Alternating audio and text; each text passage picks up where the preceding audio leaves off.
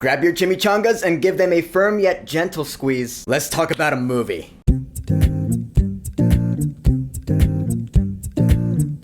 Deadpool and Wolverine. Get ready for a lot of numbers. So Deadpool and Wolverine is the 34th movie in the Marvel Cinematic Universe and the 4th movie in its Phase 5, part of the Multiverse Saga. It's the 11th movie overall in the Multiverse Saga, the 23rd installment overall in the Multiverse Saga. Overall in the MCU, it's the 46th installment, and it's the 3rd Deadpool movie. We have finally come to it. So, in Deadpool and Wolverine, Wade Wilson, aka Deadpool, aka the Merc with a Mouth, is called upon by the TVA, the Time Variance Authority, who you may know from the Loki series on Disney+, for an important mission. So he seeks out a variant of Wolverine, aka Logan, to help him out. They reluctantly team up, and now we have the moment I've all been waiting for. I am soaking wet right now. This is one of a lot of people's most anticipated movies of 2024, and rightfully so, just because of the mere concept of Deadpool and Wolverine teaming up in live action for the very first time ever. How can fans not be excited for that? And yeah,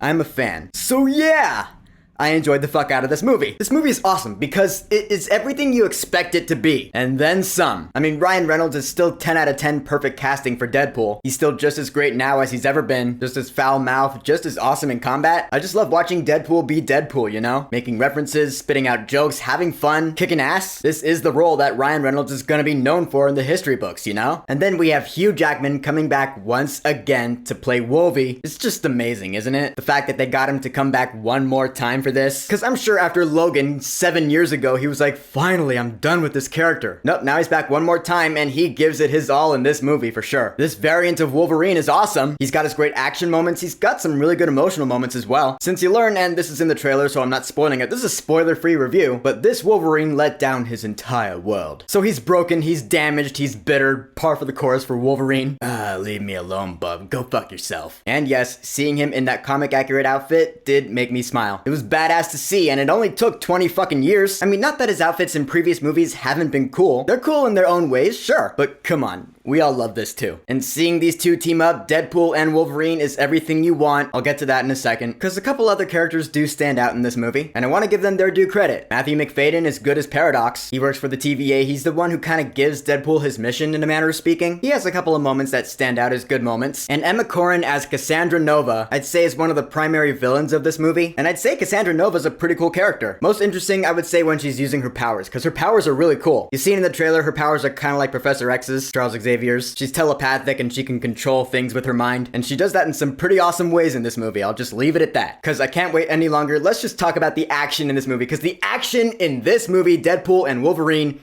is everything you want it to be and more. I love the action in this movie. It's my favorite thing about the movie, or one of my favorite things anyway. There are fights between Deadpool and Wolverine that are super entertaining. Oh my god, that first one, it's awesome. I was cheering. The audience around me was cheering, because it's kind of like Terminator. They can deliver like fatal blows to each other and they won't die. They both have healing factors, regenerative abilities, so they're constantly stabbing each other in brutal ways, and it's amazing. Yeah, this movie's violent as hell. This is the Marvel Cinematic Universe's very first rated R movie. Congrats for popping that cherry.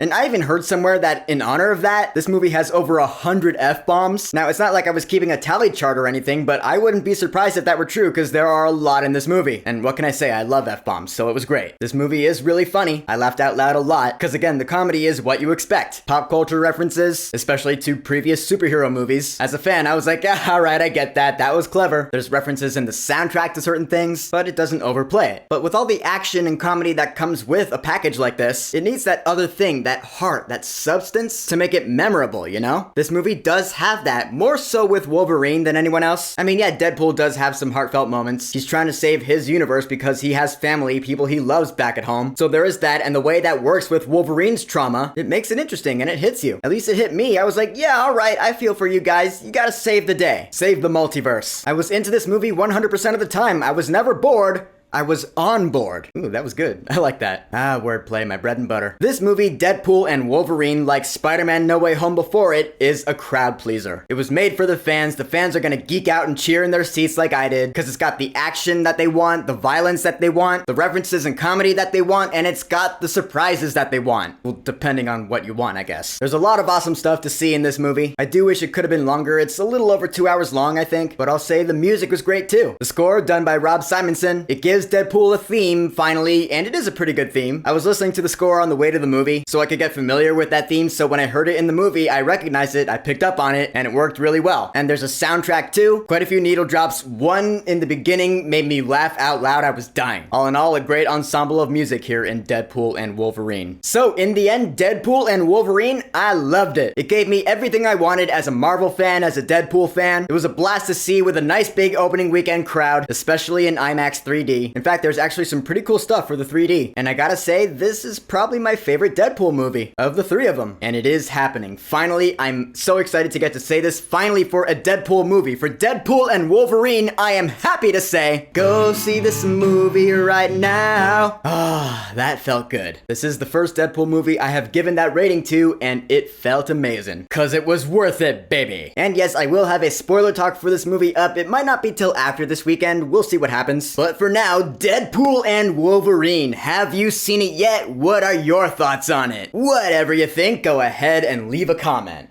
And of course, thank you for subscribing. Maximum effort!